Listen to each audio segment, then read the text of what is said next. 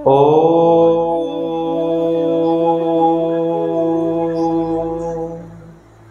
सहस्रो शीर्षा पुरुषा सहस्राक्षं सहस्रपात सभूमिं विश्वतो वृत्वाद्य अतितिष्ठद दशांगुलम्। जय जय श्री राधारमण जय जय नवलोकिशोर जय गोपी चित्तचोर प्रभु जय जय माखन चोर। बोलिए भक्त वत्सल भगवान की, भागवत भगवान की, राधा माधव की, निताई गौर भगवान की। प्रेम से बोलो राधे।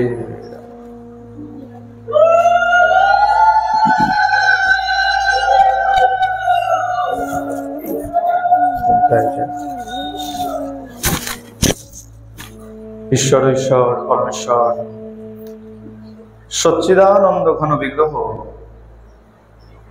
अनादिर आदि सर्वकारणेर कारण अनंत कोटि ब्रह्मांडेर अधिनायक नंदनंदन ब्रजेंद्र नंदन भगवान श्री कृष्णेर असीम अनुकंपाय असीम कृपाय आमरा सकले এই চালতা বাগান শ্রী গৌরাঙ্গ মিলন মন্দির আয়োজিত 114তম বাৎসরিক উৎসবের প্রথম দিনে হরিকথা গুরুকথা ভাগবত কথা তথা ভাগবতীয় কথা শুনবার মানুষে উপনীত হয়েছে। আর অদ্ভুত এই যোগ কেন বলে সামনেই এক চাঁদের উদয় হতে চলেছে, তাই তো? পূর্ণিমা। আর এই পূর্ণিমা একটা পূর্ণিমা নয়, একে একে দুটো পূর্ণিমার একসঙ্গে যোগ। এক তো স্বাভাবিক চন্দ্রদেবের উদয় হবে, আর তার সঙ্গে আমার নদের চাঁদ নিমাই চাঁদেরও উদয়। একে একে দুই পূর্ণিমা, তা এক চাঁদের আলোতে আমরা আত্মহারা হয়ে পড়ি, আর দুই চাঁদের আলোতে তাহলে আমাদের কি অবস্থা হবে? আমার গৌর সুন্দর আসতে চলেছেন, তার শুভ আবির্ভাব তিথি। আর সেই আবির্ভাব তিথিকে কেন্দ্র করেই এই উৎসবের আয়োজন। এখানে তো ভালো উৎসবের আয়োজন হয়েছে, আর পারিপার্শ্বিক জগতে সেখানেও উৎসবের আয়োজন চলছে। একটু মন দিয়ে শুনবেন। এখানে উৎসবের আয়োজন চলছে আজকে থেকে। এত সুন্দর দিব্য ভব্য এই উৎসব, ভাগবত কথা, লীলা কীর্তন, যাত্রা পালা আদি আদি বিভিন্ন উৎসবের আয়োজন হয়েছে। আর পারিপার্শ্বিক উৎসবটা কেমন? তারাও এখন সাজো সাজো রবে মেতে উঠেছে, তাই তো? কিরকম না, আবিরের দোকান ছেড়ে দিন, একটুখানি মদ মাংসের দোকানে গিয়ে দাঁড়িয়ে যান, তাহলেই বুঝতে পেরে যাবেন যে না, সেখানেও কি উৎসব পালিত হচ্ছে। কেন বলছি বলে দেখো, আমরা সবাই মনে করি এখন কত বাজে পরিস্থিতির মধ্যে আমরা রয়েছি, তাই তো? আমি তো অবাক হয়ে গিয়েছিলাম গত বছর কোনো কারণে কোনো ওষুধের দোকানে গিয়ে দাঁড়িয়েছিলাম, পরিচিত এক জেঠুর দোকান, পরিচিত পাড়া প্রতিবেশী। তা উল্টো দিকে দেখছি বিশাল লাইন পড়ে গেছে, অনেক বড় লাইন। তা আমি হঠাৎ করে মনে করলাম যে রেশনের দোকান হতে পারে। তা ফোন লাগিয়েছি বাড়িতে যে হ্যাঁ গো, এই রেশন দিচ্ছে, তোমাদের কাছে কোনো খবর নাই? বলে আজকে কি বার? কারণ যেই বাড়ি হোক, রেশন দিচ্ছে, এত লাইন পড়েছে।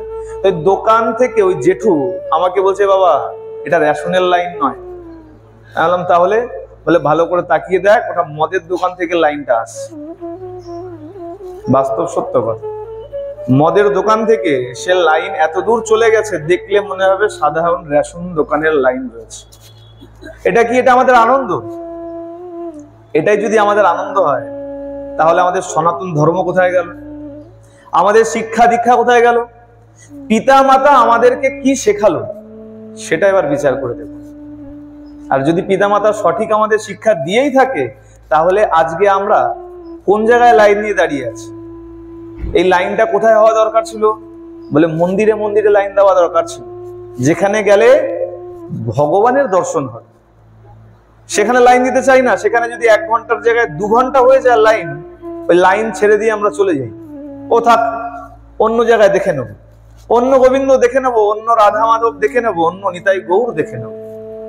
কিন্তু মদের দোকানে যাও, 1 ঘন্টা কেন 5 ঘন্টা প্রয়োজন পড়লেও সেখানে লাইন দিয়ে আমরা আনন্দ করি। এটাই হলো আমাদের বর্তমান দিনের দোল পূর্ণিমা পালন, হ্যাঁ, রং খেলা, হোলি উৎসব, বর্তমান সময়ের এই হচ্ছে কথা। আচ্ছা, এই সময়টাকে আমরা মনে করছি খুব খারাপ সময়, কিন্তু অদ্ভুতভাবে জানা দরকার, চৈতন্য মহাপ্রভু যখন এসছিলেন তার প্রাক্কালের অবস্থা এর থেকেও খারাপ ছিল। সবাই মদ্য মাংস আহার করত, শুদ্ধিতার বিচার ছিল না, তন্ত্র সাধনা চলতো। তন্ত্র সাধনা মানে বোঝেন তো? এখন দেখেছেন তো, এই বলি দিয়ে রক্ত মাংস দিয়ে পূজা করছে বলে তান্ত্রিক তন্ত্র সাধনা চলছে। বর্তমান সময়ের মতন সেই সময়টাও চৈতন্য মহাপ্রভুর প্রাক্কালে, আবির্ভাবের প্রাক্কালের সময়টাও ঠিক তদ্রূপ ছিল। সবাই যাগ যজ্ঞ মন্ত্রতন্ত্র করত। কেন? অপদেবতাদেরকে বশ করবার জন্য, অপদেবতাদেরকে বশ করে নিজেদের কার্য সিদ্ধ করবার জন্য তন্ত্রের আশ্রয় নিত। আর সেই সময় পরম বৈষ্ণব আচার্য, অদ্বৈত আচার্য, তিনি চিন্তায় পড়ে গেলেন যে যদি এরকম অবস্থা হয়, কলিহত জীবের যদি এইরকম অবস্থা থাকে, তাহলে এদেরকে নিস্তার করব কি করে, এদেরকে উদ্ধার করব কি করে? অদ্বৈত আচার্য অত্যন্ত চিন্তায় পড়ে গেলেন। সর্বলোক দেখি কৃষ্ণ বহির্মুখ, বিষয়ে নিমগ্ন লোক দেখে পায় দুঃখ, লোকের নিস্তার হেতু করেন চিন্তন, কেমতে এসব লোকের হইবে তারণ। সবাইকে ধর্ম বিমুখ, কৃষ্ণ বিমুখ দেখে অদ্বৈত আচার্য আজকে চিন্তায় পড়ে গেছে যে সমস্ত লোককে কিভাবে আমি উদ্ধার করব, এই সবার গতি কি হবে? সবাই তো নরক যন্ত্রণা ভোগ করবে, এদেরকে উদ্ধার করার কি পথ আছে? একটাই পথ আছে। কি পথ? ভক্তি। যদি কৃষ্ণ চরণে, হরি চরণে, গুরু চরণে ভক্তি লেগে যায়, তাহলেই এদের উদ্ধার হবে। আর ভক্তির জন্য ভগবানকে কি করে আনা যায়? বলে ভগবানকে আনাটা তো সহজ নয়। ভগবানকে যদি হৃদয়ে দর্শন করতে চান, তার জন্য অনেক তপস্যার প্রয়োজন, সাধনের প্রয়োজন। তা কি করে ভগবানকে আনবেন? চিন্তায় লেগে গেছেন। যখন অনেক চিন্তা করছেন, কৃষ্ণ বশ করিবেন কোন আরাধনে, বিচারিতে এক শ্লোক আইল তার মনে। কৃষ্ণকে, ভগবানকে অবতার রূপে আনবেন কিভাবে? ভগবান না আসলে এই সকল জীবের নিস্তার কি করে হবে? এই চিন্তা করে যখন তিনি এই চিন্তায় রত রয়েছেন, তখন একটা শ্লোক মনে পড়েছে। গৌতমীয় তন্ত্রে ভগবান সাক্ষাৎ নারদকে বলছেন, বলে শোনো, আমিও বিক্রি হয়ে যাই। দেখুন, মন দিয়ে শুনবেন। বলে ভগবানকে কেনা যায় না, আর সাক্ষাৎ ভগবান নারদকে বলছে আমিও বিক্রি হয়ে যাই। মানে সোজা কথায় ভগবানকেও কেনা। ভগবান কি বললেন? বলে শোনো নারদ, আমিও বিক্রি হই। কোথায়? তুলসী দল মাত্রেন জলস্য চুলুকেন বা বিক্রি নিতে সমাত্মানম ভক্তেভ্যো ভক্ত বৎসল। বলে শোনো, কেউ যদি 1 গন্ডুস জল, গন্ডুস মানে হাতে, এরকম করলে যে হাতে গন্ডুস হয়, 1 গন্ডুস জল আর একটা তুলসী পাতা যদি কেউ আমাকে অর্পণ করে দিয়েছে, তাহলে আমি তার কাছে বিক্রয় হয়েছি। প্রেম সে বলো না। বাৎসরিক উৎসব চলছে, ধ্বনি অবশ্যই অন্য দিনের থেকে আরো জোরে হওয়া উচিত, এটাই আশা রাখি। সবাই মিলে একসঙ্গে প্রেম সে বলো। ধ্বনি কম কেন হবে? বাৎসরিক উৎসব চলছে। হ্যাঁ, বাড়িতে যখন এমনি সাধারণ কোনো উৎসব হয়, অনুষ্ঠান হয়, তখন যেমন সাজগোজ করেন, আপনার ছেলের বিয়ে, মেয়ের বিয়ে যদি লাগে, ওই রকমই সাজগোজ করবেন। হ্যাঁ, করবেন তো। অন্যদিন ভাগবতে যদি এই সামান্য ভাবে ধ্বনি পড়ে, আজকে বাৎসরিক উৎসবে তাহলে কত জোরে ধ্বনি দেওয়া উচিত? এবার সেইটা বিচার করে সবাই মিলে একসঙ্গে প্রেম সে বলো। শব্দ বাড়লো, ধ্বনি জোরে পড়লো। হ্যাঁ, বলে না আগুন তার ক্ষমতা থাকে, কিন্তু মাঝে মাঝে উস্কে দেওয়ার প্রয়োজন পড়ে। উনুনের ভিতরে আগুন তো তার ক্ষমতা নিয়ে আছে, কিন্তু কখনো কখনো মনে হয় চাপা পড়ে গেছে। না, আগুন চাপা পড়ে না, আগুন আগুনের ক্ষমতায় থাকে, মাঝে মাঝে উস্কে দিতে হয়। উস্কে দিলে কি হয়, বলে আবার পুরো বিশ্বকে জ্বালিয়ে দেওয়ার মতন করে জ্বলে ওঠে। ঠিক তেমন আমাদের ভেতরে ভক্তি থাকে, কিন্তু মাঝে মাঝে তাকে একটু উস্কে দেওয়া প্রয়োজন। সবাই মিলে প্রেম সে বলো। তা অদ্বৈত আচার্য তার হঠাৎ করে মনে পড়লো গৌতমীয় তন্ত্রে ভগবান সাক্ষাৎ বলেছেন, এক গন্ডুস জল আর একটা তুলসী পত্র দিলে আমি বিক্রি হয়ে যাই।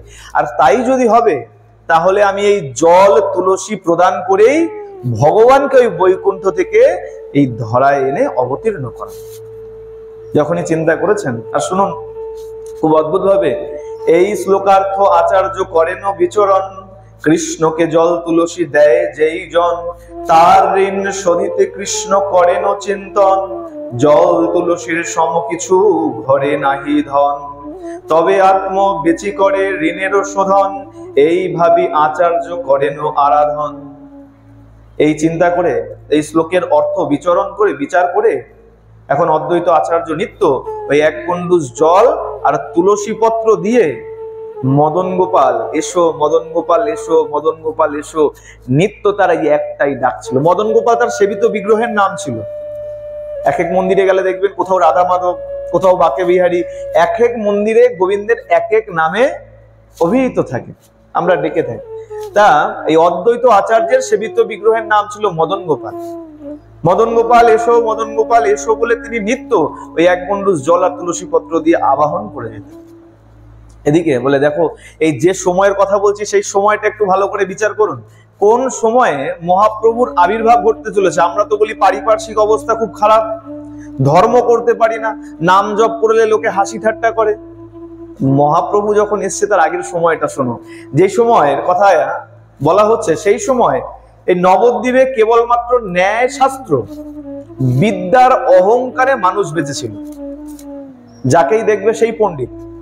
নবদ্বীপে সেই সময় 5 বছর থেকে শুরু করে একদম বৃদ্ধ বলো না কেন, সবাই কেবলমাত্র বিদ্যার অহংকার নিয়ে চলত, শাস্ত্র চর্চা করত। আর সেই সময় নবদ্বীপে রামভদ্র ভট্টাচার্য বলে একজন এই ন্যায় শাস্ত্রের টোল খুলে বসলেন। টোল শব্দের অর্থ এখন যেমন টিউশনি করতে পাঠানো হয়, মাস্টারের কাছে পাঠানো হয়, ঠিক তেমন আগে গুরুর টোল বলা হতো। গুরুদেব যে ছোট্ট কুটিরের মধ্যে বসে অধ্যয়ন করাতেন, শিক্ষা দিতেন, তাকে বলা হতো টোল। এই টোলে বসে রামভদ্র ভট্টাচার্য তিনি ন্যায় শাস্ত্রের শিক্ষা দিতেন। আচ্ছা, ন্যায় শাস্ত্রের শিক্ষা দিতেন ঠিকই, কিন্তু সম্পূর্ণ শিক্ষা দিতে পারতেন না। কেন? পুঁথির অভাব ছিল। ন্যায় শাস্ত্র একমাত্র শিক্ষা দেওয়া হতো মিথিলাতে, মিথিলা নগরী, সেই মিথিলাতে একমাত্র ন্যায় শাস্ত্রের শিক্ষা চলত। আর সম্পূর্ণ ন্যায় শাস্ত্রের পুঁথি না থাকার জন্য এই রামভদ্র ভট্টাচার্য তিনি এই সম্পূর্ণ ন্যায় শাস্ত্রের অধ্যয়ন পাঠ দিতে পারতেন। তাই রামভদ্র ভট্টাচার্য যখন টোল খুলে বসলেন, সেখানে দুজন মুখ্য অধ্যাপক ছিলেন। যেমন এখন স্কুলে শিক্ষক থাকে, টোলে দুজন মুখ্য অধ্যাপক ছিলেন। একজন হলেন মহেশ্বর বিশারদ আর আরেকজন হলেন নীলাম্বর চক্রবর্তী। মহেশ্বর বিশারদের নাম না শুনলেও নীলাম্বর চক্রবর্তীর নাম নিশ্চয়ই শোনা আছে। কেন? এই নীলাম্বর চক্রবর্তী হলেন আমার গৌরহরির দাদু, নীলাম্বর চক্রবর্তী। তাই এখন এই মহেশ্বর বিশারদের আবার 2 পুত্র ছিল। একজনের নাম সার্বভৌম আর আরেকজনের নাম হলো বাচস্পতি। মহেশ্বর বিশারদ যেমন পণ্ডিত ছিলেন, বুদ্ধি তীক্ষ্ণ ছিল, তার 2 পুত্র একদম তেমন হয়েছে। আচ্ছা, 2 পুত্রের মধ্যে আবার সার্বভৌম ভট্টাচার্যের বুদ্ধি তীক্ষ্ণতা কিছু মাত্রায় বেশি ছিল। বাচস্পতি মানে তার ভাইয়ের থেকে তার বুদ্ধি কিছুটা বেশি ছিল। এই সার্বভৌম, তার প্রকৃত নাম ছিল বাসুদেব। এই বাসুদেব সার্বভৌম রামভদ্রের টোলে ন্যায় শাস্ত্র অধ্যয়ন করার জন্য গিয়ে পৌঁছায়। রামভদ্রের কাছ থেকে অধ্যয়ন করতে থাকে, কিন্তু যেহেতু সম্পূর্ণ শাস্ত্র নাই, পুঁথি নাই, গ্রন্থ নাই, তা সম্পূর্ণ ন্যায় শাস্ত্রের শিক্ষা সে করতে পারে। মনে মনে ঠিক করে এই শাস্ত্র অধ্যয়ন করলাম আর যদি সম্পূর্ণই করতে না পারলাম তাহলে কি করে হলো? আমাকে সম্পূর্ণ ন্যায়শাস্ত্রের অধ্যয়ন করতে হবে। আর বলে ন্যায়শাস্ত্র নবদ্বীপে সম্পূর্ণ নাই, আমাকে ওই মিথিলা থেকে ন্যায়শাস্ত্রকে নবদ্বীপে আনতে হবে। কেন? বলে বললাম প্রথমেই, নবদ্বীপে সেই সময় কেবল বিদ্যা আর বিদ্যা, পাণ্ডিত্যের অহংকার চলত। যার ভেতরে যত পাণ্ডিত্য আছে সে তত জ্ঞানী, তত গুণী, তত সম্মানের অধিকারী। ছোট ছোট বাচ্চা সকাল হতো, গঙ্গার পাড়ে যেত স্নান করতে বা খেলাধুলা করতে, বগল দাবা করে পুঁথি নিয়ে ঘুরে বেড়াত। বিদ্যা, পণ্ডিত, কখন কোথায় তর্ক লেগে যায়, কোন টোলের কোন গুরুর ছাত্রের সঙ্গে শিষ্যের সঙ্গে পুঁথি খুলে বিচার দিয়ে দেবে, পুঁথি বগল দাবা করে করে সবাই ঘুরে বেড়ায়। আচ্ছা, শুধু পুরুষ তো ছেড়ে দিন, মহিলারা পর্যন্ত নদীর পাড়ে, মাঠে ঘাটে, পথে এই শাস্ত্র চর্চা। এখন যেমন আমরা, এখন তো নদী নাই, পথে ঘাটে রাস্তাঘাটে দেখা হলে পরেই, আরে জানো না বৌদি, ওই বাড়ির ওই অমুকের মেয়েটা এত বাজে, দেখলাম অমুক ছেলের সাথে ঘুরে বেড়াচ্ছে। এই তো চর্চা, এই চর্চা ছাড়া আর তো কিছু নাই। আচ্ছা না, এটা ছাড়া আরেকটা চর্চা আছে, ওই গতকাল সিরিয়ালে ওই শাশুড়ি অমুক বৌমাকে বিষ খাইয়ে দিয়েছে। এই দুই বিষয় ছাড়া আর কিছু আছে? সত্যি করে বলুন, আছে কিছু? হয় পাশের প্রতিবেশীর নিন্দা, এখন তো ভালো তো আপনারা না, আমি আমার কথা বলছি, ভালো তো কারো দেখতে পারি না, তো হয় অপরের নিন্দা, আর না হলে সন্ধ্যাবেলা বসে বসে যে সিরিয়াল দেখা হয় সেগুলোকে নিয়েই চর্চা। আর তখনকার দিনে কি হতো, মহিলারা পর্যন্ত নদীতে যাক, পথে ঘাটে যেখানেই যাক, যেখানে দেখা হোক, শাস্ত্র চর্চা। এই সার্বভৌম ভট্টাচার্য কি করলেন, মিথিলায় চলে গেলেন। মিথিলায় গিয়ে অধ্যয়ন আরম্ভ করলেন। আর মিথিলাবাসী তারা জানতেন নবদ্বীপের এই পড়ুয়াগণ অত্যন্ত সুতীক্ষ্ণ বুদ্ধি নিয়ে ঘোরে, বুদ্ধি অত্যন্ত প্রখর, তা এদেরকে কোনো পুস্তক নিয়ে যেতে দেওয়া যায়। পড়াশোনা করেছো, যা উপাধি পাওয়ার পেয়েছো, পুস্তক যা আছে সব রেখে তারপরে নবদ্বীপ ফিরে যাও। আচ্ছা বেশ, বই না নিয়ে গেলে পরে সম্পূর্ণ বিদ্যাও পাবে না, আর আমাদের আধিপত্য বজায় থাকবে। একটু মন দিয়ে শুনবেন, এখানে একটু মজার বিষয় আছে, মজার তথা কিছু জানার বিষয় আছে। এই সার্বভৌম ভট্টাচার্য কি করলেন, গিয়ে সমস্ত ন্যায় শাস্ত্রকে কণ্ঠস্থ করে নিলেন।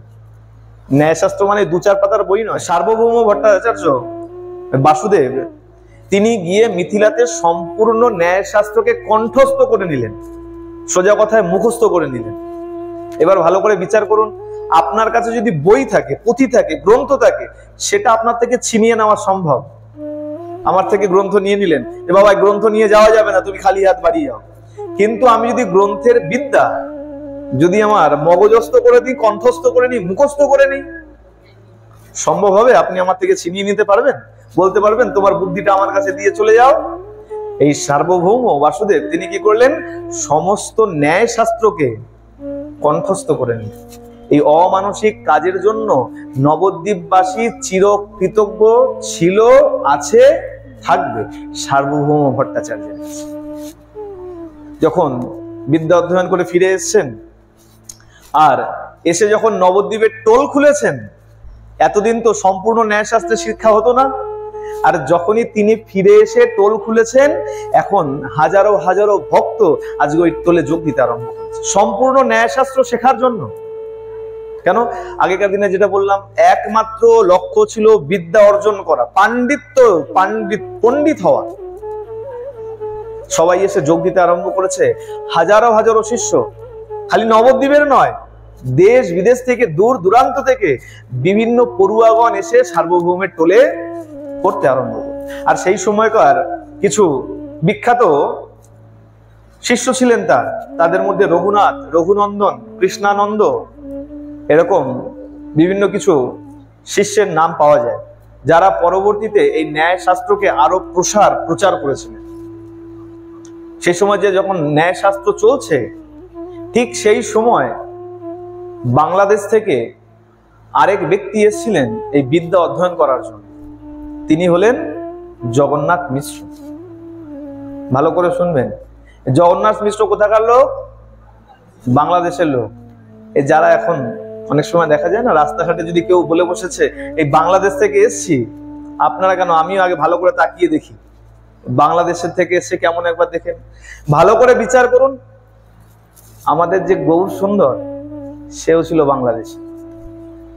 হ্যাঁ, জন্মগত যদি সূত্র ধরা হয়, তিনি ছিলেন বাংলাদেশে। পিতা বাংলাদেশের জগন্নাথ মিশ্র, তার বাড়ি বাংলাদেশের। ইনি ছিলেন উপেন্দ্র মিশ্রের তৃতীয় সন্তান। আর আরেকটা ছোট্ট কথা এর ভিতরে বলে দেই, এই বাসুদেব সার্বভৌম তিনি এক সময় এই বিদ্যা অধ্যয়ন যখন করাচ্ছেন, যখন হাজারো হাজারো শিষ্য হতে আরম্ভ করেছে, তার খ্যাতি এত বিস্তার লাভ করেছে। সেই সময় উড়িষ্যার রাজা ছিলেন রাজা প্রতাপচন্দ্র, গজপতি মহারাজ।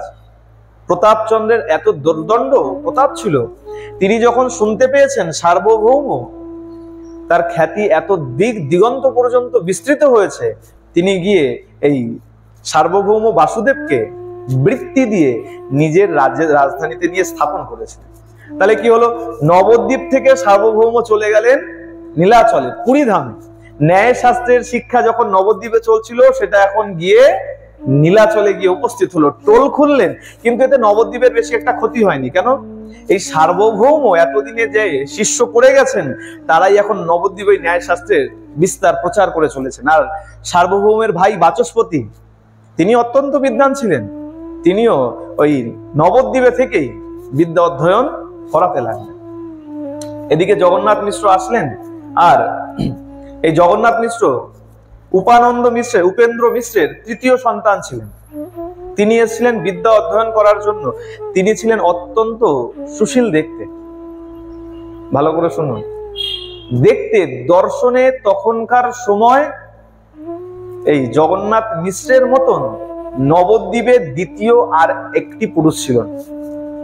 আচ্ছা, অনেক সময় বিচার করি না, এই ছেলেকে দেখতে কত সুন্দর, আরে বলে দেখ দেখ ওর বাপ মাকেও দেখতে ভালো, বিচার লাগাই তো।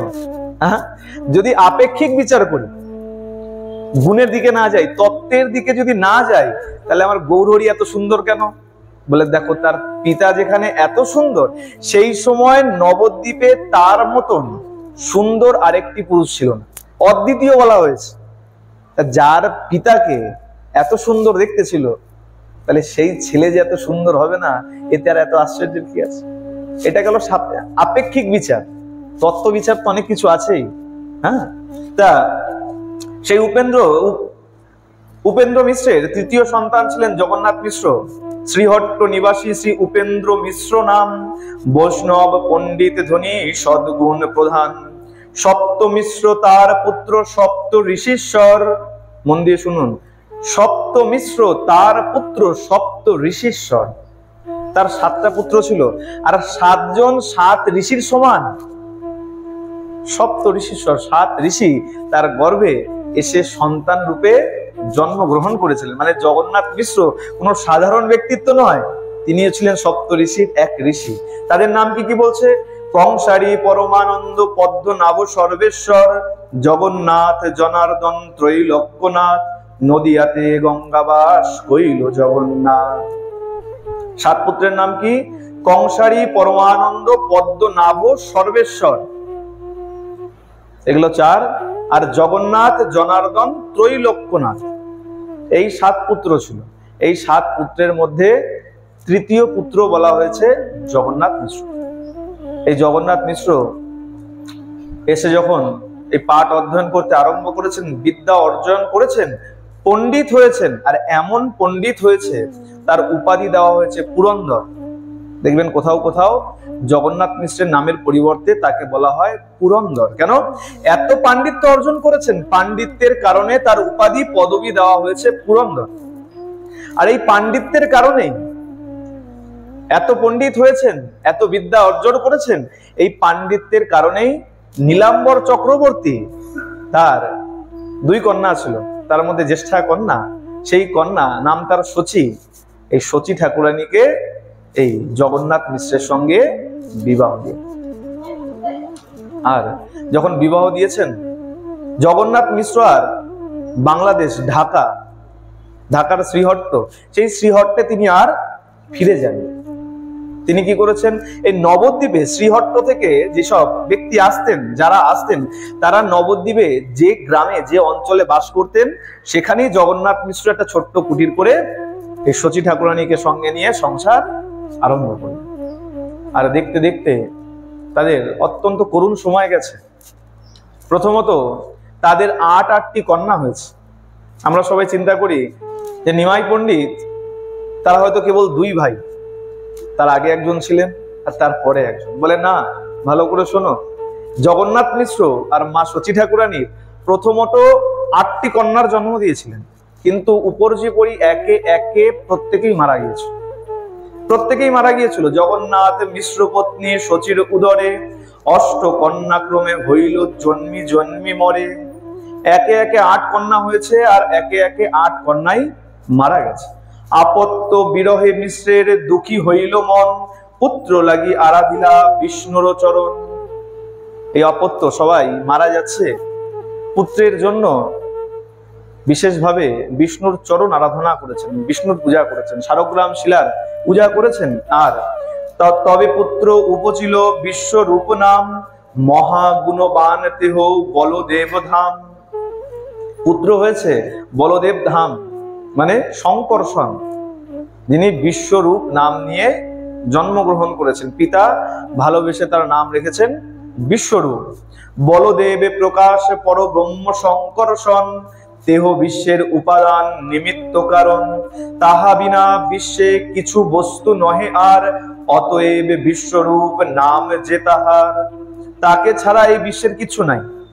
ভালো করে বিচার করুন, ভগবান যে ভগবান, ভগবানও তার উপরে শায়িত রয়েছে। শেষনাগ অনন্তদেব, ভগবান কোথায় শুয়ে আছেন? অনন্তদেবের উপরে।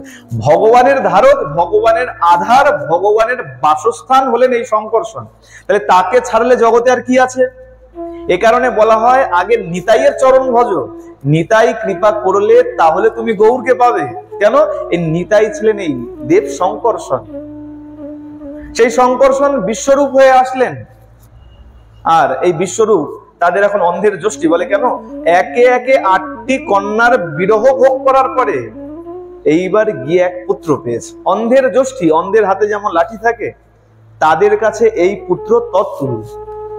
খুব ভালো, সংসার খুব আনন্দে চলছে, কিন্তু হঠাৎ করে এই জগন্নাথ মিশ্রের মায়ের পত্র আসে। পিতামাতা পত্র পাঠায় বাংলাদেশ থেকে। জগন্নাথ মিশ্রের মাতা শোভা দেবী তিনি পত্র লিখেছেন। পত্র পাওয়া মাত্রই অতি শীঘ্রই এই বৌমাকে আর নাতিকে সঙ্গে নিয়ে আমাদের সাক্ষাতে। যখনই পত্র পাঠিয়েছেন, আর উপেন্দ্র মিশ্র পত্র পাওয়া মাত্রই তাড়াতাড়ি প্রস্তুত হয়েছেন। আর শচী ঠাকুরানী, শচী দেবী, তিনিও অত্যন্ত আনন্দে উৎসুক হয়ে উঠেছেন। কেন? শ্বশুর শাশুড়ির দেখা পাবো, শ্বশুর মশাই শাশুড়ি মার দেখা পাবো, অত্যন্ত সৌভাগ্যের ব্যাপার। এটা তো এই কলিযুগের এখনকার সময় নয় যে এখন বিয়ে হলে পরে কতক্ষণে শ্বশুর শাশুড়ি থেকে আলাদা হব। এটা হলো আমার মহাপ্রভুর পিতামাতার কথা বলছি। তাহলে তাদের চরিত্র কেমন হবে? তিনি উৎসুক হয়ে রয়েছেন কতক্ষণে শ্বশুর শাশুড়ি সেবা করব। আর এখন বিয়ে হলে কতক্ষণে শ্বশুর শাশুড়ি থেকে আলাদা হব, আলাদা ঘর হবে, আমার নিজের ঘর হবে। সচিমা উৎসুক হয়ে রয়েছে। আর জগন্নাথ মিশ্র সবকিছু প্রস্তুত করে রওনা দিয়েছেন শ্রীহট্টের উদ্দেশ্যে। 1406 শতাব্দের কথা গিয়ে উপস্থিত হয়েছেন। আর এই 1406 শতাব্দের মাঘ মাস সচিমা আবার গর্ভবতী হয়েছে। তাহলে এটা কত হলো? ৮ কন্যার মৃত্যু হয়েছে, ৯ম গর্ভে আমার বিশ্বরূপের জন্ম হয়েছে। এইবার ১০ম গর্ভ আসলো, মানে মহাপ্রভু ১০ম গর্ভে এসেছিলেন। আর স্বাভাবিকভাবে আসেন নাই। 1406 শতাব্দ মাঘ মাস মা গর্ভবতী হলেন। এবার জগন্নাথ মিশ্র গেছেন তো পিতার ভিটাতে, তিনি আর আসতে চাইছেন। অনেক অনেক গ্রন্থে পাওয়া যায় জগন্নাথ মিশ্র আসতে চাননি, আবার নবদ্বীপে ফিরতে চাননি, কিন্তু এই শোভা দেবী তিনি আজ্ঞা করেছিলেন, যাও তুমি তাড়াতাড়ি বৌমাকে নিয়ে, নাতিকে নিয়ে আবার তুমি নবদ্বীপে ফিরে যাও। এখানেও কারণ আছে। একদিন রাত্রবেলা এই শোভা দেবী স্বপ্নাদেশ পায়। স্বপ্নে এক মহাপুরুষ এসে তাকে আদেশ করে, বলে শোনো, এই তোমার বৌমার গর্ভে, তোমার পুত্রবধূর গর্ভে কোনো সাধারণ শিশু নয়, সাক্ষাৎ ভগবান আসতে চলেছেন। তুমি যত তাড়াতাড়ি সম্ভব এদেরকে নবদ্বীপ পাঠিয়ে দাও। এই স্বপ্নাদেশ পাওয়াতে তার মাতা তাকে আজ্ঞা করেন, যাও তুমি তাড়াতাড়ি পুত্রবধূ আর নাতিকে সঙ্গে নিয়ে আবার ফিরে যাও।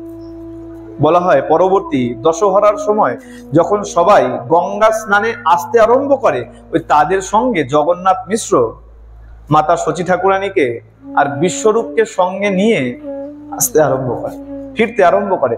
তখন এই বিশ্বরূপের বয়স 8 কি 9 বছর বলা হয়েছে, মোটামুটি 8-9 বছর বয়স, 8, 9, 10 এক একটা গ্রন্থে এক এক রকমের বলা হয়েছে। বিশ্বরূপের তখন বয়স 1406 শকে শেষ মাঘ মাসে জগন্নাথ শচীর দেহে কৃষ্ণের প্রকাশে। কৃষ্ণের প্রকাশ, ভগবান যখন এসছেন তার দেহের জ্যোতি এখন আলাদাই জ্যোতি দেখা যাচ্ছে, দেহের কান্তি আলাদা হয়ে গেছে, বিভিন্ন রকম অদ্ভুত অদ্ভুত বিষয় ঘটতে চলেছে। মিশ্র কহে শচী স্থানে দেখি আনরিত, জ্যোতির্ময় দেহে গেছে লক্ষ্মী অধিষ্ঠিত, যাহা তাহা সর্বলোক করয়ে সম্মান, ঘরেতে পাঠাইয়া দেন বস্তু ধনধান। বলে যেখানে সেখানে লোক দেখছে সম্মান করছে, কোথাও গিয়ে দাঁড়িয়ে আছে বিনা কারণে হয়তো তাদেরকে সম্মান করছে, আর হঠাৎ হঠাৎ বাড়িতে বিভিন্ন লোক ধন সম্পত্তি আহার আহার্য বিভিন্ন দ্রব্য পাঠিয়ে দিতে লেগেছে। অদ্ভুত রীতি, যা এর আগে কখনো হয়নি। জগন্নাথ মিশ্র এখন অদ্ভুত রীতি দেখে তিনি হতচকিত হয়ে গেছে, হঠাৎ করে কি হলো, আর শচীর এত দিব্য দেহের কান্তি কি করে হলো? সবাই সম্মান করছে, সবাই বিভিন্ন ধনধান্য পাঠিয়ে দিচ্ছে। শচী কহে মই দেখি আকাশ উপরে, দিব্য মূর্তি লোক সবে যেন স্তুতি করে। মা শচী ঠাকুরানী বলছে, বলে আমি কত মনুষ্য দেবতাকে দেখি যে আকাশ মার্গে দাঁড়িয়ে আমার দিকে ফিরে আমার দিকে তাকিয়ে তারা স্তুতি করতে আরম্ভ করেছে, দিব্য দর্শন করছে। জগন্নাথ মিশ্র বলছে, বলে শোনো, জগন্নাথ মিশ্র কাছে স্বপ্ন যে দেখিল, জ্যোতির্ময় ধাম মোর হৃদয়ে পশিল। জগন্নাথ মিশ্র বলছে, শোনো, আমিও স্বপ্ন দেখলাম, এক জ্যোতির্ময় এক ধাম, মানে এক জ্যোতির্ময় দেবতা আমার হৃদয়ে প্রবেশ করলো, আর আমার হৃদয় থেকে তোমার গর্ভে প্রবেশ করলো। সন্তান প্রথমে কোথায় থাকে? সন্তানের জন্ম একমাত্র মায়ের গর্ভেই হয় না, সন্তান প্রথমে পিতার মস্তিষ্কে অবস্থান করে, চিন্তনে অবস্থান করেন, পিতার হৃদয়ে অবস্থান করে, তারপরে সেখান থেকে মাতৃগর্ভে প্রবেশ করে। এমন নয় কেবলমাত্র মাই সন্তান ধারণ করে, প্রথমে ধারণ করেন পিতা। আর এখানে কি বললেন? তাই বলা হলো জগন্নাথ মিশ্র স্বপ্ন দেখলেন, তার হৃদয়ে এক জ্যোতির্ময় জ্যোতি প্রবেশ করলো, আর তার থেকে সেটা শচী ঠাকুরানীর গর্ভে প্রবেশ করলো। বুঝতে পারলেন? তারা তাড়াতাড়ি ফিরে আসলেন। দেখতে দেখতে 1406 শতাব্দীর মাঘ মাসে গর্ভ এসেছিল, 11 মাস পার হয়ে গেছে। পরবর্তী 1407 শতাব্দীর আবার মাঘ মাস এসে উপস্থিত হয়েছে, মানে 12 মাস পার হয়ে গেছে, এখনো পর্যন্ত কোনো সন্তান প্রসবের সম্ভাবনা দেখা যাচ্ছে। সন্তান বেশি কি বেশি 9 মাস 10 মাস 10 দিন ভূমিষ্ঠ হয়েই যায়। দেখতে দেখতে 12 মাস অতিক্রম হয়ে গেছে, কিন্তু না তো কোনো পুত্র না তো কোনো কন্যা, কোনো কিছুর জন্ম হয় না। আর পরবর্তী 1 মাঘে গর্ভ আসলো, আর 1 মাঘ মাস গেল, পরবর্তী যখন ফাল্গুন মাস আসলো, আর ফাল্গুন মাস শুক্ল পক্ষ পূর্ণিমা তিথিতে পূর্ব ফাল্গুনী নক্ষত্রে আমার চৈতন্য মহাপ্রভু ভূমিষ্ঠ হলেন। বলিয়ে চৈতন্য ভগবান কি। এখানে এই যখন 12 মাস গেছে, হইতে হইতে হইল গর্ভ 13 মাস, দেখতে দেখতে 13 মাসে পড়ে গেছে, তথাপি ভূমিষ্ঠ নহে মিশ্রের হইল ত্রাস। জগন্নাথ মিশ্র এখন একরকম ভীত হয়ে গেছে, কি ব্যাপার, 13 মাস উপস্থিত হয়েছে, এখনো সন্তান ভূমিষ্ঠ কেন হয় না? তাড়াতাড়ি শ্বশুর মশাইকে ডেকে পাঠিয়েছেন। কেন? শ্বশুর মশাই অত্যন্ত ভালো গণক ঠাকুর ছিলেন, জ্যোতিষী ছিলেন। তাকে যখনই ডেকেছেন, এই জ্যোতিষী হিসাবে নীলাম্বর চক্রবর্তী এসে গণনা করে বলছেন, নীলাম্বর চক্রবর্তী কহিল গনিয়া, এই মাসে পুত্র হইবে শুভক্ষণ পাইয়া। এই মাসে, এই ফাল্গুন মাসে 13 মাসে যখন পড়েছে, এই মাসেই তোমার পুত্রের জন্ম হবে। আর শোনো, এটা কোনো সামান্য পুত্র হবে না, দিব্য লক্ষণ দেখছি বলে এই জ্যোতিষী বিচার গণনা করে দেখেছেন, সবকিছু উচ্চ উচ্চ লগ্নে রয়েছে। 1407 শকে মাসে যে ফাল্গুন, পৌর্ণমাসী সন্ধ্যাকালে হইল শুভক্ষণ। সিংহ রাশি সিংহ লগ্ন উচ্চ গ্রহগণ। মহাপ্রভু যখন এসছে তার লগ্ন সবকিছু বলছে। সিংহ রাশি সিংহ লগ্ন উচ্চ গ্রহগণ, গ্রহগণ তার তার নিজ নিজ উচ্চ আসনে অবস্থান করে রয়েছে সিংহ রাশি সিংহ লগ্নে। আর স্বরবর্গ অষ্টবর্গ সর্ব সুলক্ষণ। স্বরবর্গ অষ্টবর্গ এগুলো সব জ্যোতিষীয় পরিভাষা, জ্যোতিষীয় গণনা অনুযায়ী সবকিছু একদম তাদের উচ্চ উচ্চ আসনে যখন অবস্থান করছে, ঠিক সেই সময় আমার গৌর হরি ভূমিষ্ঠ হলেন। অদ্ভুত ভাবে যখন ভূমিষ্ঠ হয়েছেন, এই ভূমিষ্ঠ হওয়ার সময় অদ্ভুত ভাবে দেখা গেল গ্রহণ লেগে গেছে। তখন কি ছিল? গ্রহণ লেগেছে, চন্দ্র গ্রহণ লেগেছে। কিন্তু আচার্যগণ বলছে, বলে দেখো শোনো গ্রহণ কেন লেগেছে? বলে দেখো গ্রহণ, এই দুই চন্দ্রের কি দরকার আছে? এক চন্দ্রই আমাদের কাছে যথেষ্ট। আর যেখানে এই নিমাই চাঁদ, গৌর চাঁদ যেখানে উদয় হয়েছে, যে অকলঙ্ক চন্দ্র যার গায়ে কোনো কলঙ্ক নাই, সেখানে সকলঙ্ক চন্দ্র যার গায়ে কলঙ্ক আছে, যার গায়ে দাগ আছে, সেই চন্দ্রের কি প্রয়োজন?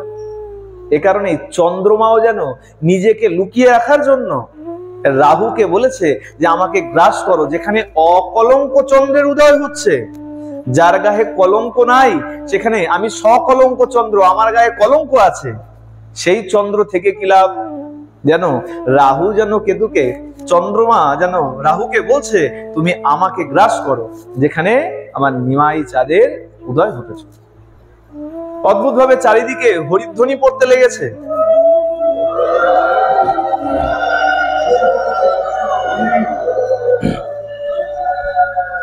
হরিধ্বনি পড়তে লেগেছে কেন? বলে দেখো গ্রহণ লেগেছে তো। আমরা সবাই কি করি? যখনই গ্রহণ পড়ে, গ্রহণ ছাড়ে, আমরা কাসর ঘন্টা বাজাতে আরম্ভ করি, শঙ্খধ্বনি করতে আরম্ভ করি। গ্রহণ যখনই চলে, বলে হরিনাম যত করবে রাহু কেতুর প্রকোপ থেকে তত বেশি নিষ্কৃতি পাবে। এটা গেল আপেক্ষিক বিচার। কিন্তু আচার্যগণ বলছে, বলে না শোনো, ভালো করে বিচার করবেন। যখন কোথাও উৎসব চলে, কোথাও মহান ব্যক্তিত্ব যদি কেউ আসে, যখনই ঢোকে মহান ব্যক্তিত্ব, আমরা জয়ধ্বনি করতে থাকি, করি তো? মনে করুন আপনাদের পাড়ায় কোনো ফাংশন হচ্ছে, কোনো এমএলএ এমপি এসে উপস্থিত হয়ে গেছে, তখন আমরা কি করি? জয়ধ্বনি দিতে লাগি। যে পার্টির আছে, আমি পার্টির কোনো কথা বলছি না, যে পার্টির আছে সেই নামে জয়ধ্বনি করতে থাকি। কেন? বলে বিশিষ্ট ব্যক্তি এসছে। আর একবার ভালো করে বিচার করুন, যিনি অনন্ত কোটি ব্রহ্মাণ্ডের মালিক, আর সেই মালিক যেখানে উপস্থিত হয়ে গেছে, আর সেখানে তার নামে জয়ধ্বনি পড়বে না, এটা কি কখনো সম্ভব? প্রেম সে বলো। যেখানে অনন্ত কোটি ব্রহ্মাণ্ডের মালিক, বাড়ির মালিক চলে আসলেই তাকে আমরা কত তোষামত করি, আর এই অনন্ত কোটি ব্রহ্মাণ্ড যার, সেই মালিক যখন এসে গেছে আর সেইখানে তার জয়ধ্বনি পড়বে না, এটা কখনো সম্ভব? তাই কৌশলে ভগবান কি করলেন? ভগবান এটা দেখালেন, আমি যখন এসছি, আমার আসার সময় থেকেই সবাই হরিনাম নিতে আরম্ভ করেছে, এসে উপস্থিত হয়েছেন আর সবাই হরি বলতে আরম্ভ করেছেন। তাই হরিধ্বনি পড়তে লেগেছে। চারদিকে খুব সুন্দর নৃত্য গীত বাদ্যের চর্চা চলছে। আর চৈতন্য চরিতামৃতে বলছে, বলে দেখো মহাপ্রভু আসলেন। মহাপ্রভু কেবলমাত্র 48 বৎসর লীলা করেছিলেন। কত বৎসর? 48 বৎসর। 1407 শকে জন্মেরও প্রমাণ, 1455 প্রভু কইলা অন্তর্ধান। 1407 জন্ম আর 1455 তিনি অন্তর্ধান করেছেন, লীলা সম্বরণ করেছেন। তা 1455 থেকে 1407 বাদ দিলে 48 বছর বয়স। এই 48 বছর বয়সকে আবার দুটো ভাগে ভাগ করা হয়। প্রথম 24 বছর তিনি গৃহস্থ গার্হস্থ জীবন যাপন করেছেন, বিবাহবাদী যত যত লীলা আছে। আর পরবর্তী 24 বছর, এই 24 বছর তিনি নীলাচল বাস করেছেন। এই 24 বছরের মধ্যে আবার দুটো ভাগ আছে। প্রথম 6 বছর তিনি বিভিন্ন তীর্থে গমনাগমন করেছেন, কবু গৌর দেশে গেছেন, কখনো বিভিন্ন জায়গায় ভ্রমণ করেছেন। তার মধ্যে 6 বছর গমনাগমন, বিভিন্ন তীর্থে ভ্রমণ করেছে। কোথায় কোথায়?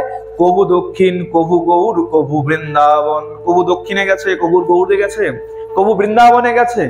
এভাবে 6 বৎসর কেটেছে, আর বাকি যে 18 বৎসর, তিনি 18 বৎসর নীলাচলে অবস্থান করছে। এটা গেল তার বিভিন্ন লীলার সংক্ষিপ্ত জীবনী কথা।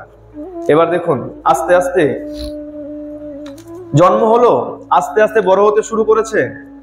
আর অদ্ভুত এই শিশু, আকৃতি একটু বড়। আকৃতি কেন বড় না, 13 মাস 13 মাসে ভূমিষ্ঠ হয়েছে। স্বভাবত 9-10 মাসে যদি ভূমিষ্ঠ হয়, যা আকৃতি থাকবে আরো 2 মাস মাতৃগর্ভে বেশি ছিল, তাই তার আকৃতি একটু বেশি হয়েছে, বড় হয়েছে। আর অদ্ভুত কেন বলে, এই শিশু যখনই ক্রন্দন করে, হরিধ্বনি না দিলে এই শিশুর কান্না। বাচ্চাদেরকে কি দেওয়া হয় বলে, খেলার খেলনা দাও, লজেন্স দাও, যার যেরকম বয়স সেই অনুযায়ী যদি খেলনাদি দ্রব্য দাও, তাহলে বাচ্চার কান্না থেমে যায়। কিন্তু এই এমন এক শিশু, যখন কাজে একদিন পাড়া প্রতিবেশী এসছে, মা রন্ধনশালায় রন্ধন করছে, আর সবাই এসে ওই নিমাইকে যখনই কোলে নিয়েছে, আর সেই শিশু কাঁদতে লেগেছে, এটা দেয় ওটা দেয়, কান্না আর থামে না। মা সচিমা আজকে রান্নাঘর থেকে, রন্ধনশালা থেকে বলছে, বলে শোন, এক কাজ কর, সবাই তোরা হরি বল, হরি বল, দেখবি ওই শিশুর কান্না থেমে যাবে। যখনই সবাই হরি বল করতে লেগেছে, ওই শিশু আস্তে আস্তে কান্না থেমে গেছে। এই যে হরি হরি বলতে থাকলো, সেই কারণে তার নাম হয়ে গেল গৌর হরি। যদিও কোথাও বর্ণন পাওয়া যায়, উপবীত সংস্কারের সময় তার নামকরণ করা হয়েছিল গৌর হরি। কিন্তু যেহেতু এই সবাই নদের বাসীগণ, নবদ্বীপ বাসীগণ এই হরি নাম করতে করতে তার কান্না থামাতো, তাই তার নাম রাখা হলো গৌর হরি। বাল্যাভাব ছলে প্রভু করেন রোদন, কৃষ্ণ হরি নাম শুনি রহয়ে রোদন। অতএব হরি হরি বলে নারীগণ, দেখিতে আইসে যেবা সর্ববন্ধুজন। গৌর হরি বলিতারে হাসে সর্বনারী, অতএব নাম হইল হইল গৌর হরি। এই সবাই হরি হরি বলাতে তার ক্রন্দন থেমে যাওয়ায় সবাই মজা করতো, যে দেখো হরি বললেই এর কান্না থেমে যায়, আচ্ছা বেশ গৌর হরি। সবাই এই হাসি মজা করতে করতে তার নাম হয়ে গেল গৌর। আস্তে আস্তে বড় হতে লেগেছে, বিভিন্ন লীলা করছেন, আর লীলা চলতে চলতে আস্তে আস্তে প্রভুর এখন উবু হয়ে শুতে শিখে গেছে, পাশ ফেরতে শিখে গেছে। শিশু তো প্রথমে ঘুরতে জানে না, মা যেরকম সোজা শুকিয়ে রাখে কি উল্টো করে শুইয়ে রাখে, শিশু তো সেভাবেই থাকে। আস্তে আস্তে প্রভু এখন ঘুরতে শিখেছে, পাশ ফিরতে শিখেছে। আর যখনই পাশ ফিরতে আরম্ভ করেছে, এখন পিতামাতার খুব আনন্দ লেগেছে। বাচ্চা যখন যখন যত আস্তে আস্তে বাড়তে লাগে, পিতামাতার আনন্দ আস্তে আস্তে বাড়তেই লাগে। ছোট ছিল, যখনই কাত হতে শিখেছে, পিতামাতার কত আনন্দ, আমার ছেলে বড় হয়েছে, কাত হতে শিখেছে। যখনই হামাগুড়ি দিতে শেখে, আরো আনন্দ বেড়ে যায়। যখন আধো আধো বলে মা বাবা বলতে আরম্ভ করে, তার আনন্দের আর সীমা থাকে না। আজকে বাল্য লীলায় আগে প্রভুর উত্থান শয়ন, উবু হয়ে উল্টো হয়ে শুতে আরম্ভ করেছে। বাল্য লীলায় প্রভু এই প্রথম উত্থান শয়ন করলেন। পিতা মাতায় দেখাইলেন শ্রীচিহ্ন চরণ। পিতামাতা চরণের চিহ্ন দেখতে পেল কিভাবে?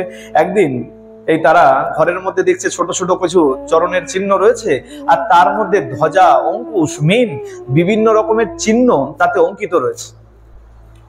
মা সচিমা অত্যন্ত চিন্তিত হয়ে গেছে। জগন্নাথ মিশ্রকে তাড়াতাড়ি ডেকেছেন, আসুন আসুন তাড়াতাড়ি দেখুন এই ঘরের মধ্যে ছোট ছোট এরকম পদচিহ্ন কি করে দেখি, এত ছোট ছোট চিহ্ন, আর তার মধ্যে এই বিভিন্ন রকমের চিহ্ন আঁকা রয়েছে ছোট পদচিহ্নের মধ্যে, এটা কেমন? জগন্নাথ মিশ্র বিচার করেছেন, বলে দেখো হতে পারে এই ভগবান, আমরা তো পুত্রের লালসায়, পুত্রের কামনায় ভগবানকে অনেক সেবা করেছিলাম, ভগবান হয়তো কৃপা করার জন্য, ভগবান কৃপা করে আমাদেরকে তার আশীর্বাদ প্রদান করছে। আমাদের ঘরের মধ্যেই হয়তো, এই শালগ্রামের মধ্যেই তো ভগবান বিষ্ণু রয়েছেন, আমাদেরকে কৃপা করার জন্য হয়তো আমাদের গৃহের মধ্যে বিচরণ করছে, তারই চিহ্ন হবে। কিন্তু একদিন মা যখনই স্তন পান করানোর জন্য এই নিমাইকে যখনই কোলে নিয়েছেন, অমনি ওই শিশু যখন পা লাফাতে আরম্ভ করেছে, হঠাৎ করে ওই পায়ের মধ্যে, ওই চরণের মধ্যে ওই চিহ্ন দেখে নিয়েছে। মা স্তন পান করাতে নিয়েছে, আর স্তন পান যখন করায় দেখবেন শিশুরা চুপ থাকে না, হয় হাত দিয়ে মায়ের চুল ধরে টানে, নইলে পরে বসন ধরে টানে, নইলে পরে দাপাদাপি করতে থাকে। আর প্রভু যখনই ওই হাত পা ছুটতে লেগেছে, আর মা ওই তার ছোট্ট চরণের মধ্যে ওই চিহ্ন দেখে নিয়েছে। দেখেই জগন্নাথ মিশ্রকে ডেকেছেন, তাড়াতাড়ি আসুন, তাড়াতাড়ি আসুন। দেখিয়া মিশ্রের হইল আনন্দিত মতি, গুপ্তে বলাইল নীলাম্বর চক্রবর্তী। জগন্নাথ মিশ্র যখনই ওই পুত্রের চরণের তলায় ওই বিভিন্ন রকমের চিহ্ন দেখেছেন, তখনই তার শ্বশুর মশাইকে ডেকে পাঠিয়েছেন, নীলাম্বর চক্রবর্তীকে। কেন? তিনি জ্যোতিষ ছিলেন। এই চিহ্ন যখনই দেখেছেন, জ্যোতিষী সেই শ্বশুর মশাইকে নীলাম্বর চক্রবর্তীকে ডেকে পাঠিয়েছেন, বলে তাড়াতাড়ি আসুন। এসে নীলাম্বর চক্রবর্তী দেখে কিন্তু বেশি বিস্মিত হয় নাই। কেন? নীলাম্বর চক্রবর্তী যখন ভূমিষ্ঠ হয় নাই নিমাই, তখনই বিচার করে দেখে নিয়েছিলেন এ কোনো সামান্য শিশু নয়, এ কোনো সামান্য পুত্র নয়, এ কোনো দিব্য শিশু, কোনো ভগবানের অবতার আসতে চলেছে। তাই কি বললেন? চিহ্ন দেখি চক্রবর্তী বলেন হাসিয়া, লগ্ন গণি পূর্বে আমি রাখিয়াছি লিখিয়া। তোমরা বিস্মিত হচ্ছ, কিন্তু লগ্ন গণনা করে আমি এর আগে থেকেই বিচার করে রেখেছিলাম, এ কোনো সাধারণ শিশু নয়। 32 লক্ষণ মহাপুরুষ ভূষণ, এই শিশু অঙ্গে দেখি সে সব লক্ষণ। মহাপুরুষের 32টা লক্ষণ থাকে। একটু মন দিয়ে শুনবেন। এখন তো অনেক ভগবান এসে গেছে আমাদের দুনিয়ায়, আছে না? এখন বাজারে ভগবানের কিন্তু কমতি নাই। হ্যাঁ, এখন তো কিছুদিন আগে তো টিভিতেও দেখেছিলাম, কোন গুরু বেরিয়েছে, সে বলছে আমার চরণে তুলসী পাতা দিয়ে পুজো কর, আমি সাক্ষাৎ বিষ্ণুর অবতার। জানি না আপনারা দেখেছেন কিনা, টিভিতে এসেছিল। হ্যাঁ, কালো মতো এক ভণ্ড, একে তো আর গুরু বললেও গুরু শব্দের অপব্যবহার হয়। তিনি নিজে বলছে আমি বিষ্ণুর অবতার, আমার চরণে তুলসী দিয়ে পূজা কর। গুরুর চরণে কখনো ভুল করেও তুলসী পাতা। এবার এখান থেকে একটু বিচার করুন। নীলাম্বর চক্রবর্তী বলছেন কি, 32 লক্ষণ মহাপুরুষ ভূষণ, এই শিশু অঙ্গে দেখি সেসব লক্ষণ। যদি 32 লক্ষণ না থাকে তাহলে তাকে মহাপুরুষ বলা যায়। এই 32 লক্ষণ কি কি? এটা এই সামুদ্রিক সমুদ্র তত্ত্বে সেখানে বলা হচ্ছে পঞ্চদীর্ঘ। ভালো করে শুনবেন, তাহলে বুঝতে পারবেন প্রকৃত ভগবান কে এবং চৈতন্যকে, নিমাই পণ্ডিতকে কেন ভগবান বলে মানা হয়েছে। আমরা কেন তাকে ভগবান বলে ভগবানের আসনে কেন বসে? অনেকে বলে চৈতন্য মহাপ্রভু সাধারণ একজন পুরুষ না। সাধারণ পুরুষ নয়, কেবলমাত্র পাণ্ডিত্য ছিল তাই নয়, তার মধ্যে এই 32 লক্ষণ ছিল, যেগুলো মহাপুরুষের মধ্যে, ভগবানের মধ্যে বিরাজিত থাকে। কি বললো? পঞ্চদীর্ঘ, পঞ্চ সূক্ষ্ম, সপ্ত রক্ত সরুন্নত। পঞ্চদীর্ঘ, 5টা অঙ্গ দীর্ঘ হয়। পঞ্চদীর্ঘ, পঞ্চ সূক্ষ্ম, 5টা অঙ্গ সূক্ষ্ম হয়। আর সপ্ত রক্ত, 7টা অঙ্গ রক্তবর্ণের হয়। আর সরুন্নত, আর 6টা উন্নত। ত্রিরস্য পৃথু গম্ভীর, দা 30 লক্ষণ মহান। এই 32 লক্ষণ যদি থাকে তাহলে পরে তাকে মহাপুরুষ বলা হয়। এবার ভালো করে শুনুন, এই 32 অঙ্গ কি কি, এগুলো জানা দরকার। বর্তমান সমাজে একটু বিচার রাখা দরকার, নইলে আমরা যাকে তাকে ভগবান বলে ফেলি, যাকে তাকে মহাপুরুষ বলে তার স্থান দিয়ে না।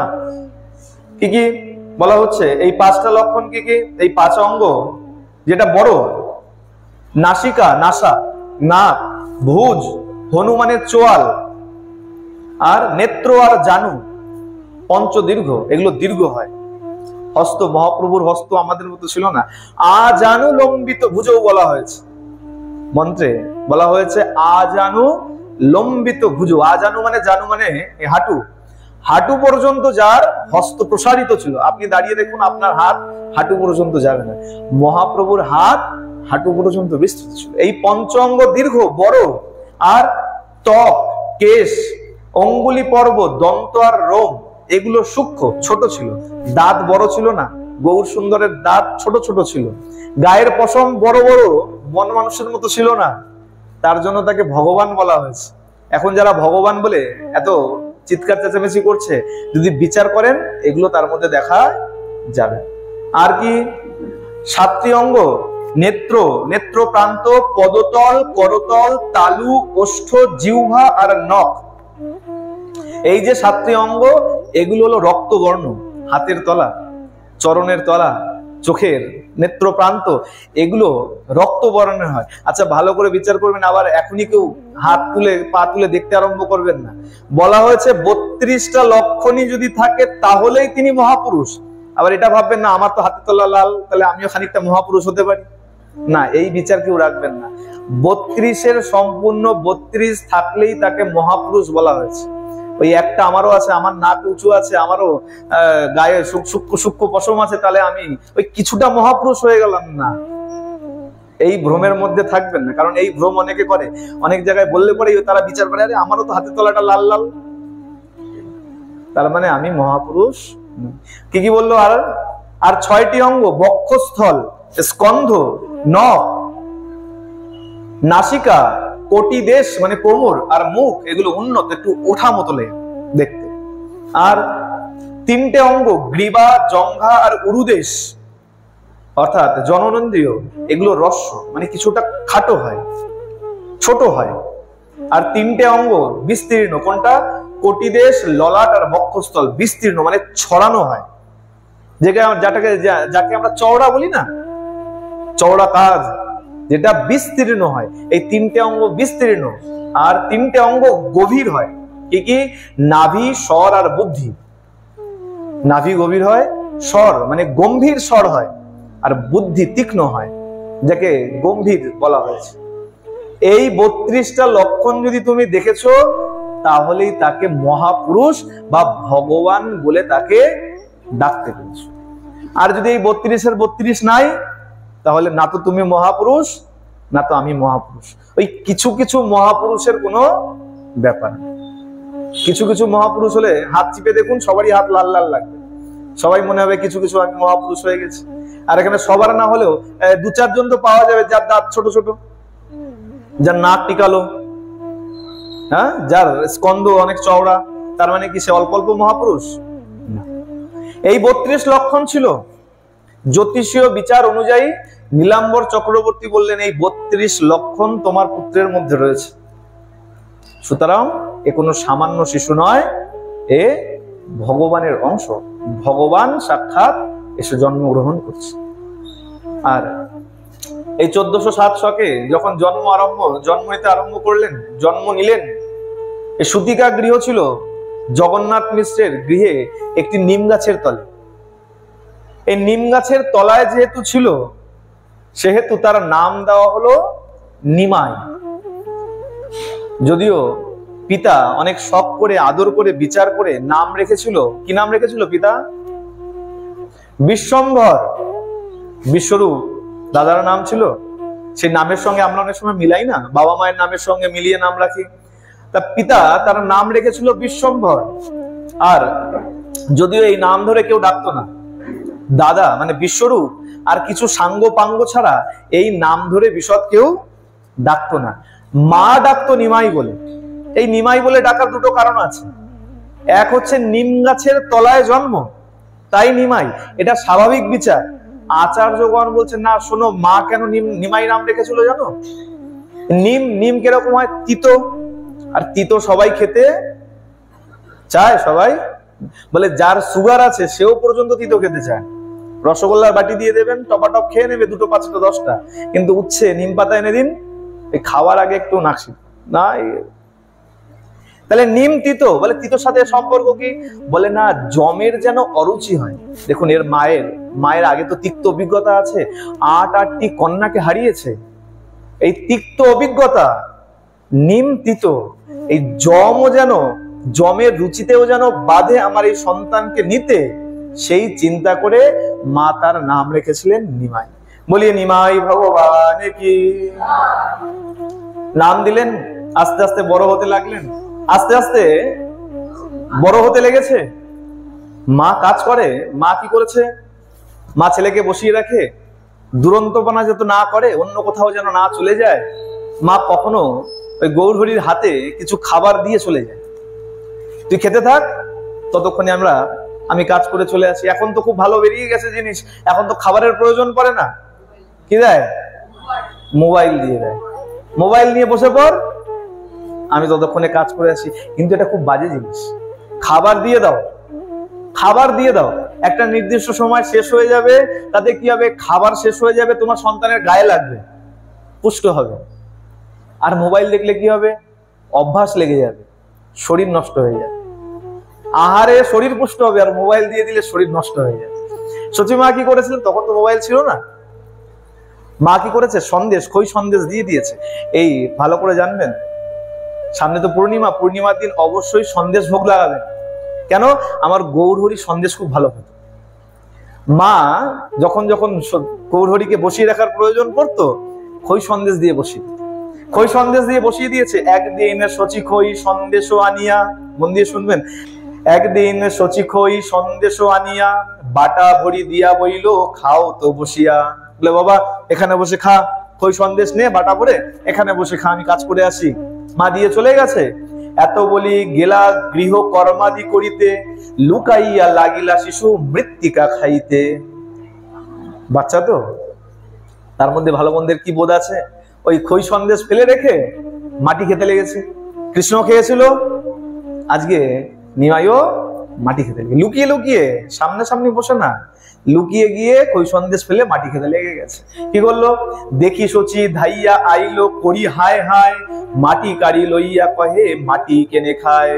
মা তাড়াতাড়ি ছুটে এসছে, বলে হায় হায় হায়, তোকে দিয়ে গেলাম খই আর সন্দেশ, আর তুই কিনা খই সন্দেশ রেখে দিয়ে এই মাটি খেতে লেগেছিস। এ কেমন বিচার? মাটি খাচ্ছিস কেন? কান দিয়া বলেন শিশু কেন করো রোষ, তুমি মাটি খাইতে দিলে মোর কিবা দোষ। নিমাই কি বলছে? বলে মা তুমি হায় হায় কেন করো, আমাকে বকো কেন, রাগ করো কেন? তুমি তো আমাকে মাটি খেতে দিয়েছো। ভালো করে বিচার করুন, মা কি খেতে দিয়েছে? খই সন্দেশ। নিমাই কি বলছে?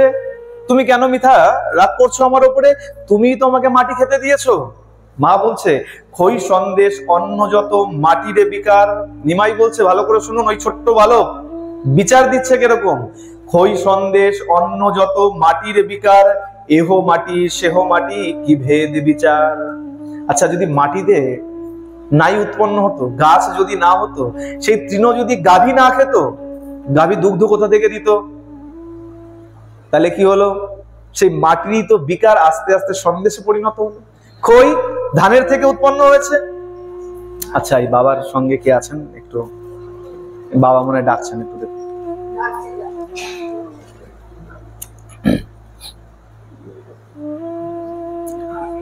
তা নিমাই কি বললেন? বলে দেখো এই মাটিরই বিকার, এই যত আহার দেখছো, যাই দেখছো, এই মাটিরই বিকার সেগুলো।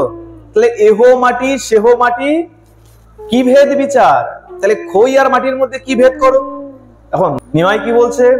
মাটি দেহ মাটি ভক্ষ দেখো বিচারি, অবিচারে দোষ দেহ কি বলিতে পারি। এই দেহের মধ্যেও তো মাটি আছে।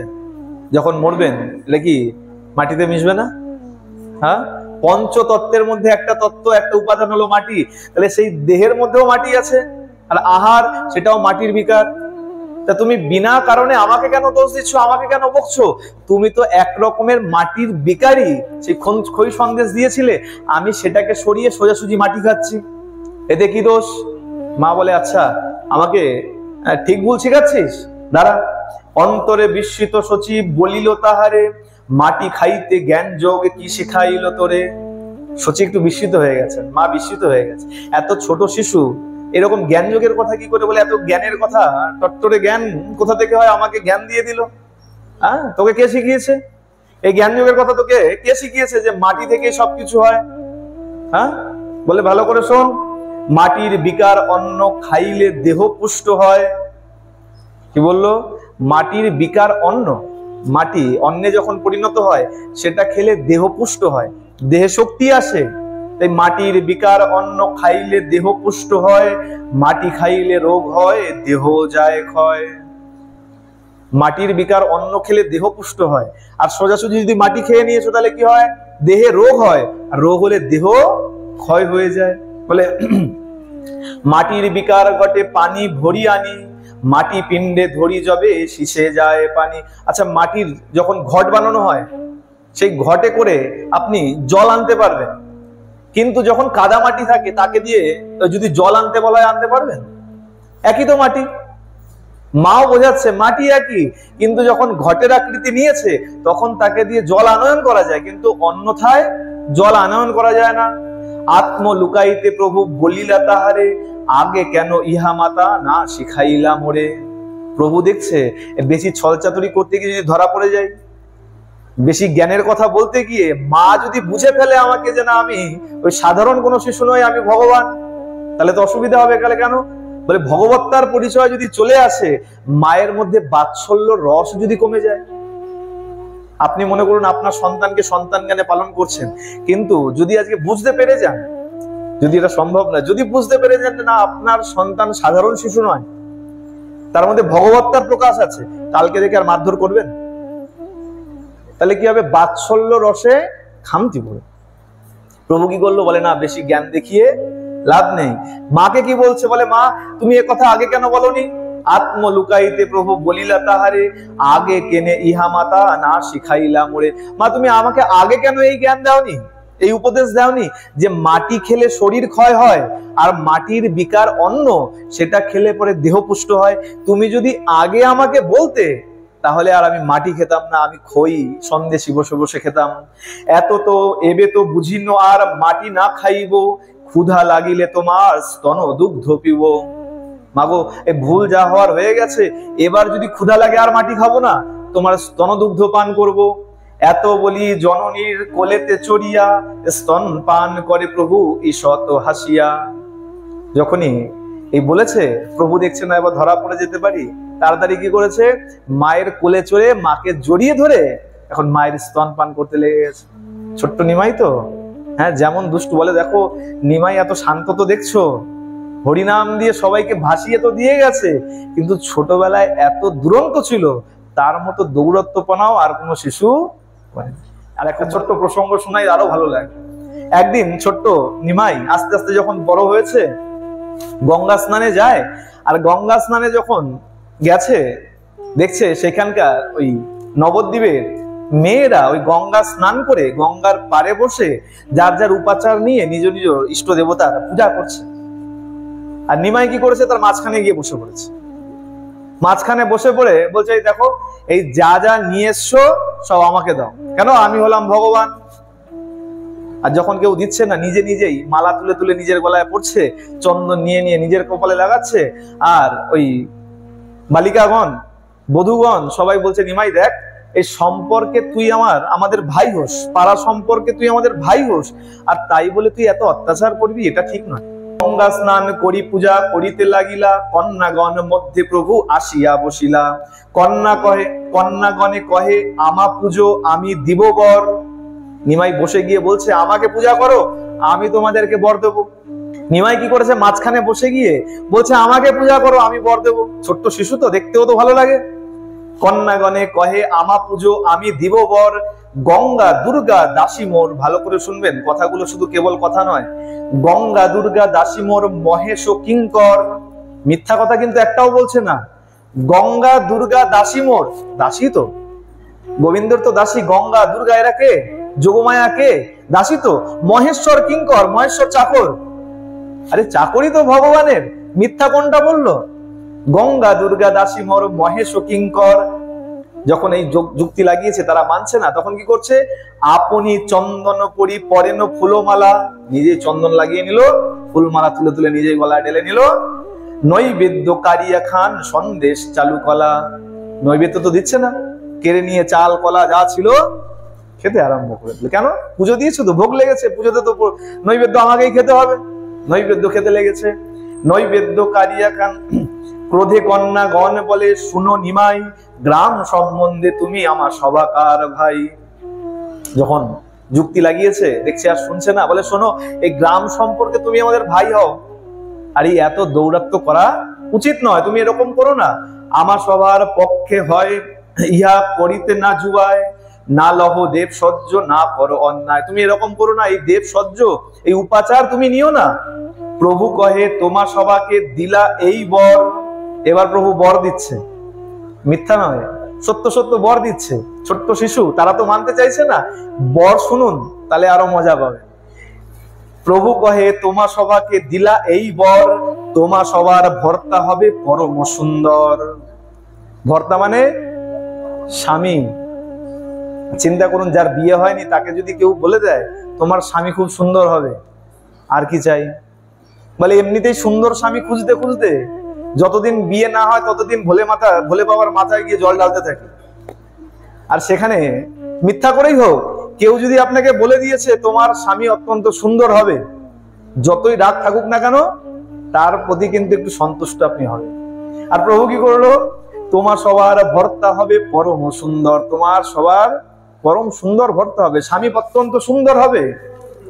পণ্ডিত বিদগ্ধ যুবা ধন ধান্যবান, 7 7 পুত্র হবে চিরমতিমান। আশীর্বাদ দিচ্ছে কিরকম দেখুন, সুন্দর পতি হবে, 7 7 পুত্র হবে, চিরমতিমান, চিরায়ু হবে, অত্যন্ত সৌভাগ্য তোমাদের। বর্ষণী কন্যাগণের অন্তরে সন্তোষ। এতক্ষণ তো রেগেছিল, কিন্তু এই কথা যখন শুনেছে, আরে হোক শিশু, যখন এত সুন্দর কথা শুনেছে মনে এখন আনন্দ লেগে গেছে। অন্তরে সন্তোষ, বাহিরে ভৎসনা করে করি মিথ্যা রোষ। বাইরে মিথ্যা মিথ্যা রাগ দেখিয়ে ভৎসনা করছে, বকছে ঠিকই, কিন্তু মনে আনন্দ পাচ্ছে। কেন? ওই যে 7 7 পুত্র হবে বলে দিয়েছে, সুন্দর স্বামী হবে বলে দিয়েছে। এর মধ্যে কি করেছে, কোন কন্যা যখন দেখছে এত দৌরাত্ম্য করছে, ওই নিজের নৈবেদ্য দ্রব্য আদি সব নিয়ে ছুটে পালাচ্ছে।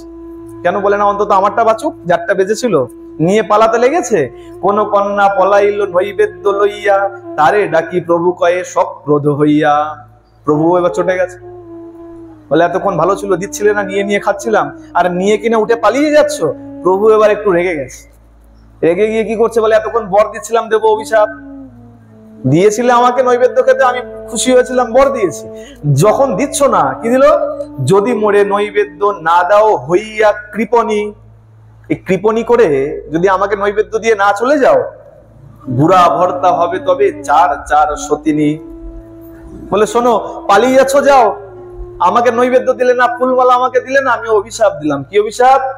বুড়া ভর্তা হবে, তোমার স্বামী বুড়ো হবে, বুড়ো বরের সঙ্গে বিয়ে হবে। আর শুধু তাই নয়, 4 4 সতীন থাকবে ঘরে। কে দিল? নিমাই অভিশাপ দিল।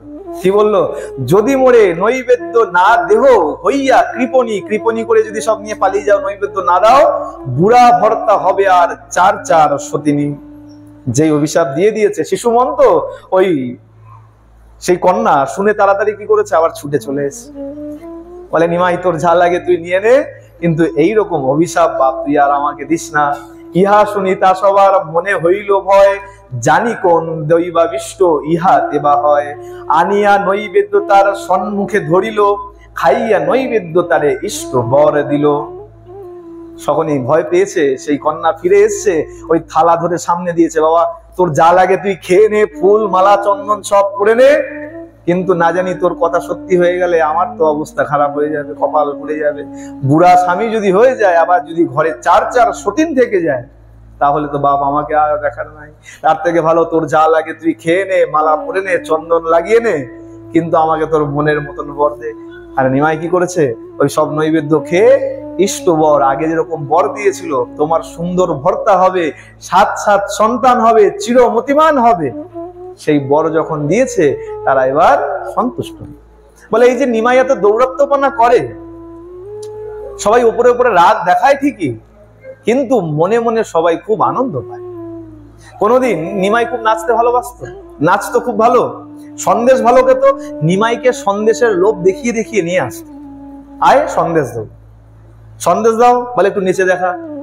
নিমাই নাচতে লাগতো, বলে সন্দেশ দাও, সন্দেশ দিয়েছে, একটা সন্দেশ দিয়েছে, আরেকটা সন্দেশ হাতে রেখে দিয়েছে, বলে আরো একটু নাচ দেখা, তাহলে আরেকটা সন্দেশ দেব। এখন নিমাই কি করে, এক হাতে সন্দেশ আর এক হাতে মনে করুন ধুতির কোচা ধরে এবার নাচতে লেগেছে, ছোট্ট নিমাই।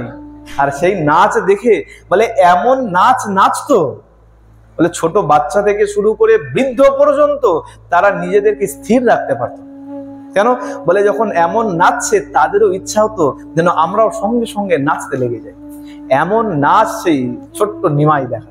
বলে শুধু নাচ তো না, এমন নাম প্রেম দিয়ে গেল, সেই নাম প্রেমে গোটা বিশ্ব পর্যন্ত ভেসে বেড়াচ্ছে। বলিয়ে চৈতন্য ভগবান কি, গৌর সুন্দর কি।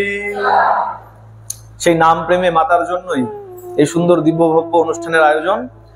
এই নাম প্রেম দিতে যে এসছিলেন আর যেভাবে দিয়েছেন, তার সিকিভাগ সাধনাও আমরা করি।